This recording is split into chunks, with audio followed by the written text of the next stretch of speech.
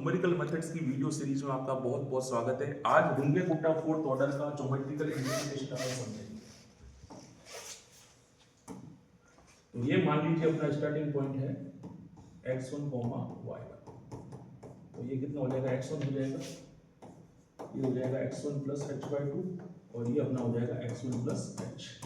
तो अपन को आज ज्योमेट्रिकली ये समझना है रुंगे-कोटा फोर्थ ऑर्डर में स्लोप सारे s1, s2, s3, s4 कैसे निकलते हैं। जैसे कि आप लोगों को पता, लास्ट वीडियो में मैंने बताया था, रुंगे-कोटा फोर्थ ऑर्डर में 4 स्लोप निकाले जाते हैं including the starting point a। फिर इन 4 स्लोप का वेटेड एवरेज दिया जाता है तो अपने पास s निकल जाता है। फिर s की वैल्यू अपने पास आ जाएगी तो अपन नेक्स्ट पॉइंट जो डिपेंडेंट वेरिएबल है y2 अपन निकाल सकते हैं। तो यहां से एक वर्टिकल लाइन सबसे पहले अपन ड्रॉ करेंगे और एक वर्टिकल लाइन यहां पे ड्रॉ करेंगे। सबसे पहले क्या करेंगे, अपन A से एक लाइन ड्रॉ करेंगे जो यहां पे आके टच करेगी B पे। A से एक लाइन ड्रॉ की with slope S1, with slope S1 f of x1, y1। फिर B पे अपन ने स्लोप कंप्यूट किया, वो हो गया S2। तो ये B पॉइंट कितना होगा, ये डिस्टेंस कितनी दोस्तों h/2 है, ये स्लोप S1 है तो ये कितना होगा S1 into h/2।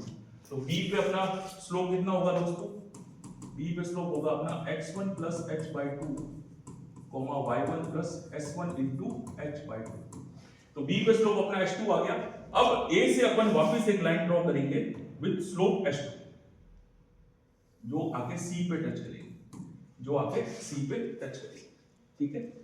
और इस C पे मान लीजिए अपना स्लोप अपन ने जो कंप्यूट किया वो हो गया S3। तो वो कितना हो गया, S3 हो गया।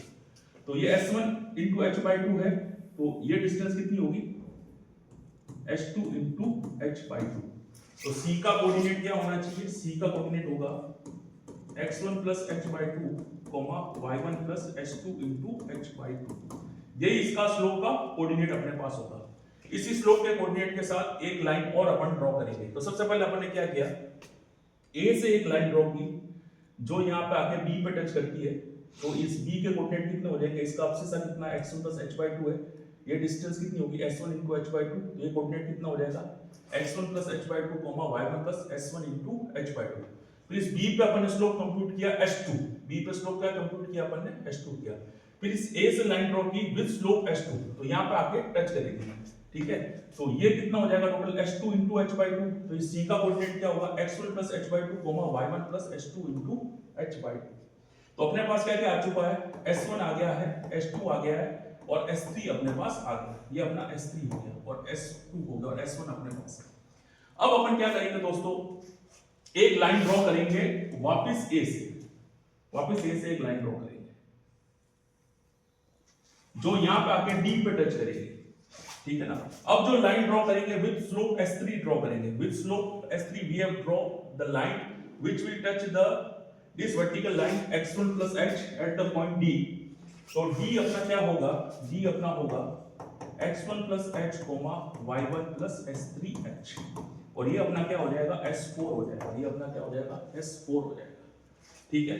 तो अपने पास क्या क्या हो गया, अपने पास सबसे पहले स्टार्टिंग पॉइंट A पे अपना s1 हो गया, फिर B पे अपन ने स्लोप कंप्यूट किया वो s2 हो गया। s2 कितना हो गया x1 plus h/2, y1 plus s1 into h/2। फिर B पे जो स्लोप कंप्यूट किया वहां से एक लाइन ड्रॉ की A से लेके C तक, ठीक है। फिर इस C पे अपन ने स्लोप कंप्यूट किया वो हो गया अपना S3, वो अपना क्या हो गया S3 हो गया, ठीक है। और S3 कितना हो गया x1 plus h/2, y1 plus s2 into h/2। ये डिस्टेंस इस पॉइंट O मान ले, तो ये डिस्टेंस कितनी होगी O से लेके C तक s2 into h/2, O से लेके B तक कितनी s1 into h/2। फिर अपन ने A से with slope s3 line draw की जो जाके D पे टच करती है, ठीक है। और D पे जो नया कोऑर्डिनेट आएगा वो होगा x1 plus h, y1 plus s3h। ये अपना क्या हो जाएगा s4 हो जाएगा, वो क्या हो जाएगा अपना s4 हो जाएगा। तो अपने पास s1 आ गया, अपने पास s2 आ गया, अपने पास s3 आ गया और अपने पास s4 आ गया।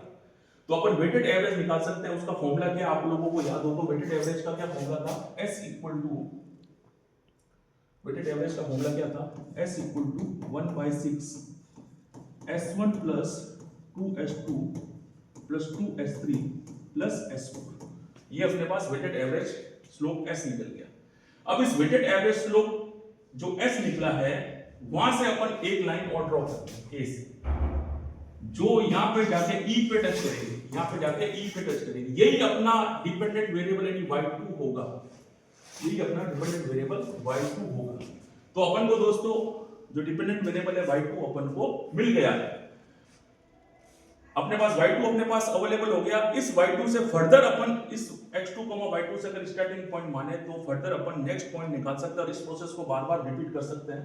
तो दोस्तों ये इसका ज्योमेट्रिकल इंटरप्रिटेशन है, जहां पे s1, s2, s3, s4 निकाला जाता है, फिर उनका वेटेड एवरेज स्लोप s निकाला जाता है, जहां से अपन को डिपेंडेंट वेरिएबल y2 मिल जाता है।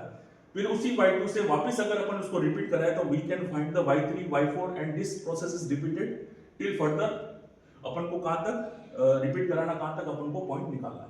तो दोस्तों ये इसका ज्योमेट्रिकल इंटरप्रिटेशन था। यहाँ पे ये समझना लायक था कि अपन ने रेगुलरली अपन ने लाइंस ड्रॉ की और यहाँ पे अपन ने स्लोप कंप्यूट करते गए। सबसे पहले ए से लाइन ड्रॉ की, फिर बी पे स्लोप कंप्यूट किया, ठीक है ना, फिर बी पे जो स्लोप आया वहां से एक लाइन ड्रॉ की तो अपन ने सी पे आ गया, फिर सी पे अपन ने स्लोप कंप्यूट किया, फिर सी पे जो स्लोप आया वहां से एक लाइन ड्रॉ की जो डी पे अपन गए। तो अपने पास s1, s2, s3, तो a पे क्या था s1 था, b पे s2 था, c पे s3 था और d पे अपना क्या निकला s4 निकला। तो चार अपन को स्लोप निकल गए। तो वहां से फिर वेटेड एवरेज का रंगो-कोटा का फॉर्मूला है, तो अपने पास वेटेड एवरेज s आ गया।